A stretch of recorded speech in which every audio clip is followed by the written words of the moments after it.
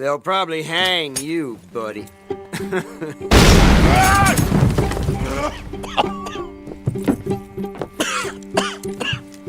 You coming, buddy? Okay, so by now you've seen the new Red Dead Redemption 2 trailer, what, 15 times? But there's so much in it that it's likely that you still haven't seen everything. With the veil lifted yet again on the astonishing world of Red Dead Redemption 2, we've got a whole 6 minutes of footage to delve into. Everyone can tell you the main points in terms of story and characters, but we're going to focus on the small things, like the constantly evolving towns, the heist missions, yep, they're back, fast travel, and the significance of the snow. Here are 10 things we've pulled out of our cowboy boots. The Euphoria engine is back. Every single shot in the trailer is beautiful, and the animations are just as stunning. This all comes from Rockstar's EUPHORIA engine, which is a fancy pants physics engine that makes the characters stumble and fall in more interesting ways. Just check out the way this guy falls after being shot. Instead of ragdolls or pre-canned reactions, it blends together animation, physics, gravity, and so on the fly to create realistic and responsive animations that's different every time.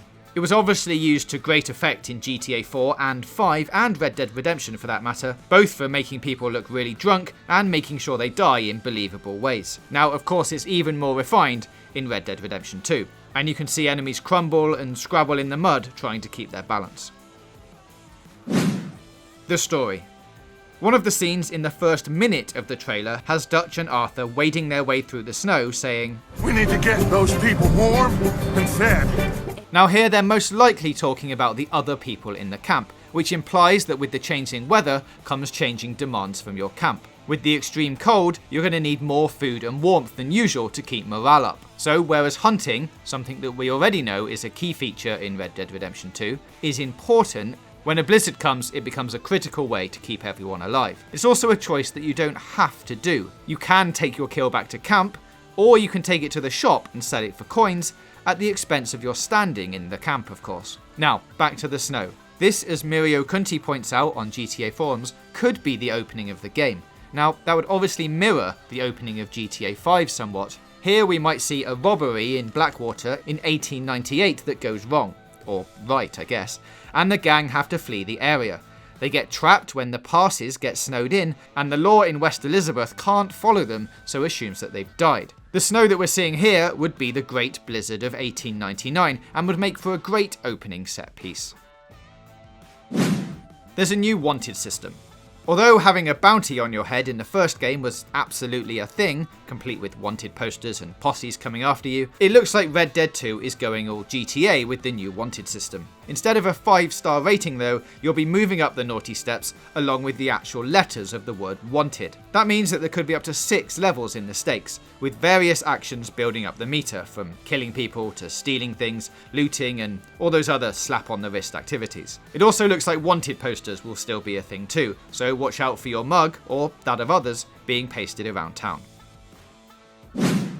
Structures evolve over time.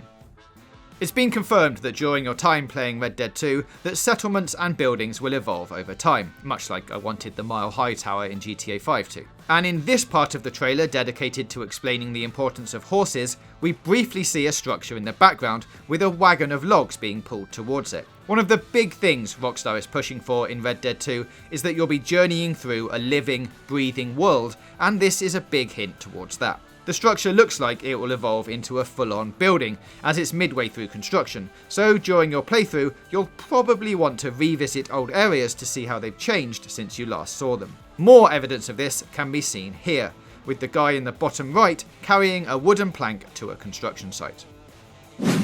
There are symbols to indicate the types of characters you're interacting with.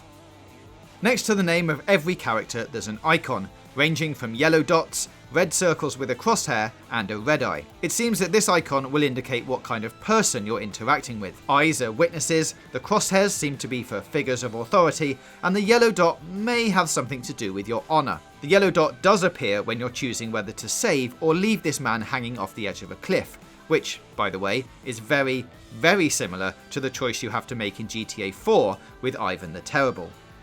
So it could be that the colour changes according to how you interact with each character. Speaking of choice, what you do in the world will affect everything. Take this scene for example. If you didn't save the man's life, it's likely this interaction won't happen or will be radically different. And it's not just people in your camp either. These NPCs know you've killed their cousin and aren't happy about it. You killed my cousin, you sick son of a bitch! Fast travel. Anyone with an eagle eyesight will have spotted the sides of this train, which has second sleeper on it. Rockstar have previously spoken about how they want fast travel to be seamlessly integrated into the game, so having sleeper trains as a method for speedily getting around the map feels like an ideal solution. In the olden times, they took passengers all around the country and came fitted with beds, so dozing off in one of them would be a nice way to explain the time jump in getting from location to location. There are 19th century celebrities. Red Dead 2's placing at such a turning point in American history means it's ripe for a touch of historical celebrity.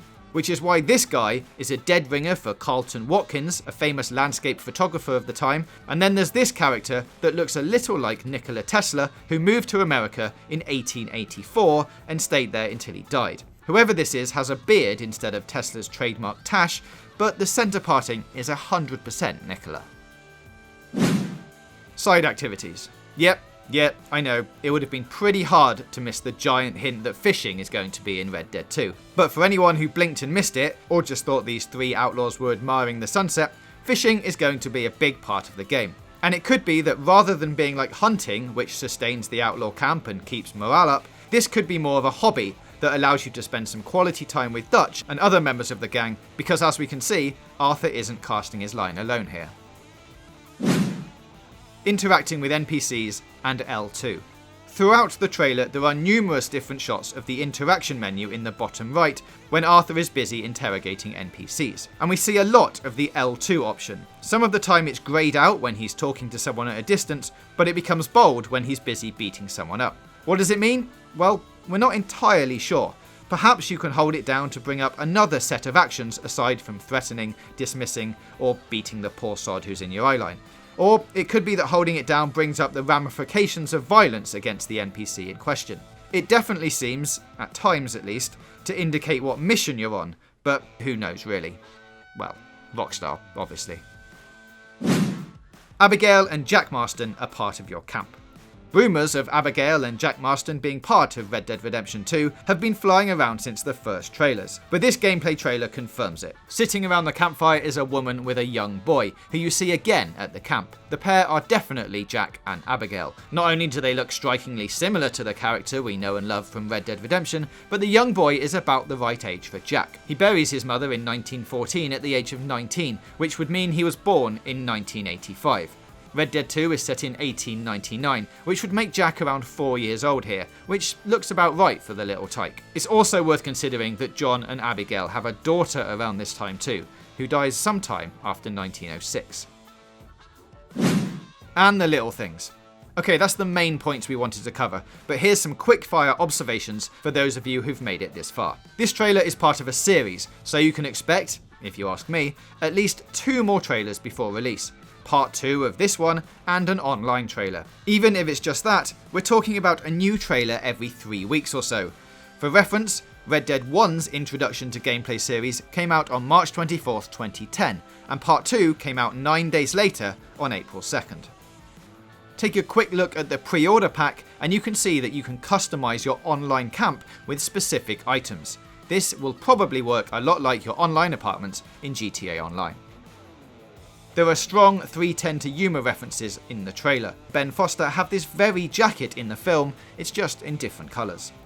This line, "We're gonna borrow a little money from old Uncle Sam and be out of his hair once and for all," is likely a hint to how you'll be moved from location to location. Speaking of which, heists look like they'll be back. This shot will be very familiar to anyone who's planned a heist in GTA 5, and it looks like there'll be a main score at key points in the story. There's a dog right there. Just wanted to point that out. Not really got any relevance to anything, but dog. The minimap shows mountain trails represented by dotted lines. Civilian NPCs are marked as white, enemies are red, and X's are dead people. You can also see your horse on the map, which appears to be the white symbol. Plus, as we can see here, your horse can be led around via the reins. There's loads more to talk about, from the children we can see in the settlements to the subtle horse animations when they get spooked by an animal or the guy gets shot causing them to buck, and honestly, I could pore over this for hours, but for now, that's our short analysis of the Red Dead Redemption 2 trailer. Let us know what else you've spotted in the comments below, click the boxes on the left for more content from us, and don't forget to hit that big button in the middle to subscribe for more gaming news, reviews, previews and features right here on Games Radar Plus.